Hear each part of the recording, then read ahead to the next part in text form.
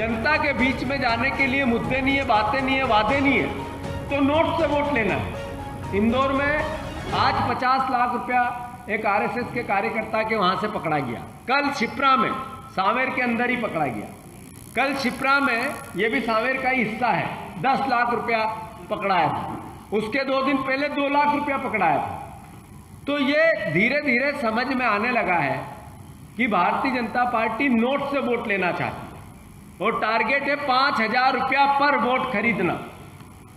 ये भयावह स्थिति मध्य प्रदेश के लोकतंत्र की है। मध्य प्रदेश की जनता, खासकर 28 सीटों की जनता इस भावना को समझे कि इन्होंने जो कलंकित किया मध्य प्रदेश के लोकतंत्र को, अब वोट के अधिकार को कलंकित करना चाहते हैं। कमलनाथ जी जहां जाते हैं वहां पूरा शहर सड़कों पे होता है। हम हमेशा कोशिश करते हैं, हमारी संगठन की दृष्टि से कोशिश करते हैं कि इस महामारी के इसमें हमें थोड़ा आभास हो इस बात का कि हम जनता को उससे भी बचाएं। पर फिर भी आप देखोगे कि हजारों की संख्या में हो, चाहे ग्वालियर हो, चाहे मंदसौर हो, चाहे आज अनूपपुर हो, चाहे इंदौर हो, कमलनाथ जी को देखने और उनकी बात सुनने के लिए जनता सड़क पे आ रही है, उनकी सभाओं में आ रही है। बीजेपी इससे बौखलाई हुई। अब आज भारतीय जनता पार्टी अनूपपुर में उनके कार्यालय के सामने बीजेपी के लोग इकट्ठा हुए और जिस तरीके का उन्होंने कृत्य किया, आपके पब्लिक डोमेन में है, मीडिया के डोमेन में है, ये अपने आप में बताता है कि हताश और निराश लोगों की एक कोशिश है। जिसकी हार सामने दिखती है तो बौखलाहट है, परेशानी है, दर्द है, दुख है कि हम कहें क्या लोगों को।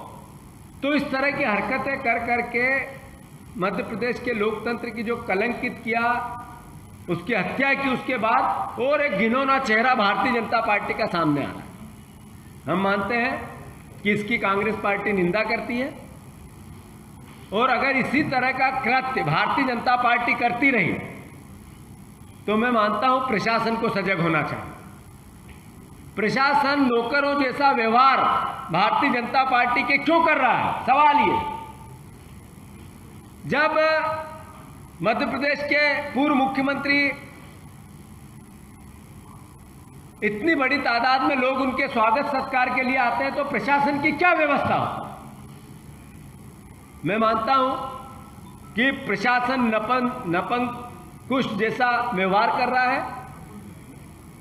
प्रशासन भारतीय जनता पार्टी के नौकरों जैसा व्यवहार कर रहा है, उसको सजग होना चाहिए। और साथ ही साथ ये जो पैसे के लेन देन की षड्यंत्र और बनते जा रहे हैं, जो पकड़ में आए तो थोड़े हैं, पर प्रशासन को और दुरुस्त होना चाहिए कि इस तरह के घटनाक्रम पे और पैनी निगाह रखें। जो इंदौर में लगभग 60-65 लाख रुपया अभी पकड़ा है 2-3 दिन में, ऐसा जगह जगह भारतीय जनता पार्टी के मंत्री एक ही काम, ठेकेदारों को भून करना, उनसे चंदा उगाना।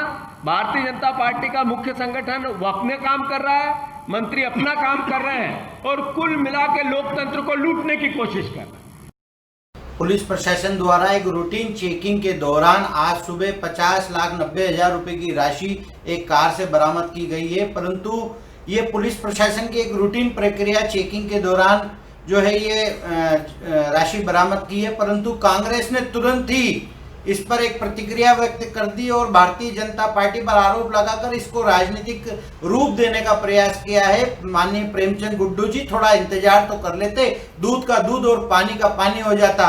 सांवेर के उपचुनाव में या मध्य प्रदेश के उपचुनाव में जो कांग्रेस है वो धन बल और बाहुबल के आधार पर चुनाव लड़ रही है, परंतु भारतीय जनता पार्टी विकास के मुद्दे पर केवल जनबल के आधार पर चुनाव लड़ती है।